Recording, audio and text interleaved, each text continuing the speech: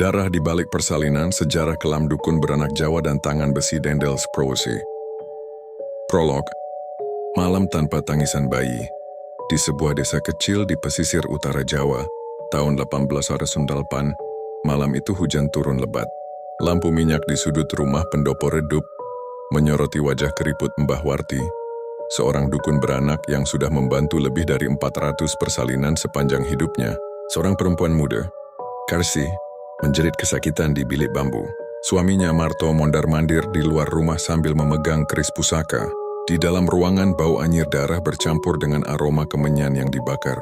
"Ayo Nduk, lawan, anakmu pengganti bapakmu," bisik Mbah Warti sambil mengelus perut Karsih yang mulai dingin. Beberapa saat kemudian suara rengakan bayi terdengar sayup, lemah seperti enggan hidup. Tapi ketika Mbah Warti melihat bahwa bayi itu memiliki jari kaki menyatu, tanda yang dalam kepercayaan desa disebut cangkem galak. Tanda pembawa sial, wajahnya berubah muram. "Buangkan saja Mbah, jangan sampai anak itu bawa bala ke keluarga kami." Tak lama, di tengah hujan lebat dan petir, tubuh mungil itu sudah tergelincir masuk ke dalam sumur di belakang rumah, tanpa pernah sempat diberi nama. Itulah malam-malam yang biasa terjadi di desa-desa Jawa ratusan tahun silam. Di balik setiap kelahiran selalu ada nyawa yang ditentukan nasibnya oleh adat, bukan oleh takdir. Di abad ke-18 hingga awal abad ke-19, dukun beranak adalah tokoh sentral dalam peristiwa persalinan. Tapi di balik statusnya sebagai penyelamat nyawa, mereka juga penentu nasib bayi-bayi malang. Mereka paham ilmu ramuan, doa mantra, cara menangkal gangguan lik, banaspati atau roh penasaran. Tapi mereka juga mewarisi aturan adat bahwa bayi yang lahir dengan cacat, weton buruk atau hasil hubungan haram boleh dibuang nyawanya demi keselamatan desa.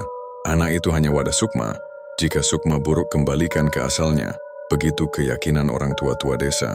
Praktik ini disebut buang sukma, dilakukan diam-diam.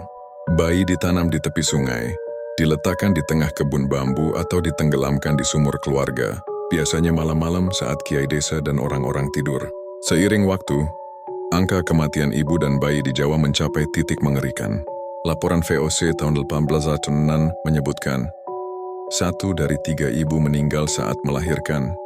Setiap tahun 4 dari 10 bayi tak pernah bertahan hidup hingga usia 1 bulan. Banyak bayi yang lahir tak pernah dicatat keberadaannya. Dokter-dokter Belanda yang ditempatkan di pos militer mulai mencium praktik buang sukma. Mereka menemukan mayat bayi di sumur di tepi hutan, di dalam keranjang bambu. Tapi dukun beranak tetap dilindungi adat desa. "Itu anak sial Mas, kalau hidup bisa bawa page blok ke kampung," ujar seorang dukun saat diinterogasi pejabat residen. VOC tak bisa banyak bertindak karena takut memicu perlawanan budaya. Daendels turun tangan. Teror di alun-alun. Ketika Herman Willem Daendels diangkat sebagai Gubernur Jenderal Hindia Belanda, 1808, dia datang dengan tekad merombak segalanya. Baginya, tenaga kerja bumi putra harus dipelihara, bukan dimusnahkan. Daendels menilai bahwa dukun beranak menjadi biang angka kematian ibu dan bayi. Dalam rapat rahasia di Batavia, Daendels memerintahkan, "Tangkap siapa saja yang membunuh bayi. Gantung mereka di alun-alun desa, biarkan tubuhnya membusuk jadi pelajaran bagi semua." Seluruh residen, bupati, dan kepala distrik dipaksa membuat daftar dukun beranak di wilayahnya. Patroli kesehatan dipersenjatai. Desa-desa yang menolak dicatatkan dalam daftar pemberontak adat. Pada 1809 di alun-alun Demak, 2 dukun beranak bernama Mbok Marmi dan Mbah Karyo dihukum gantung karena membunuh bayi. Tubuh mereka dibiarkan bergelantungan selama 3 hari. Berita itu menyebar, menimbulkan teror di desa-desa Jawa. Perlawanan sunyi para dukun. Namun adat Jawa tak semudah itu ditaklukkan. Di balik hutan-hutan jati, para dukun beranak tetap membantu persalinan diam-diam. Mereka berpindah dari desa ke desa, menyamar sebagai penjual jamu atau pedagang kain. Praktik buang sukma tetap terjadi. Bahkan beberapa kepala desa berani menyuap petugas Belanda agar tutup mata. Pada 1810 tercatat di Banyumas, seorang petugas kesehatan Belanda tewas dipukul warga karena hendak memeriksa rumah dukun beranak. Warisan luka yang masih hidup meski Daendels wafat di Jawa dan kekuasaan Inggris sempat mengambil alih.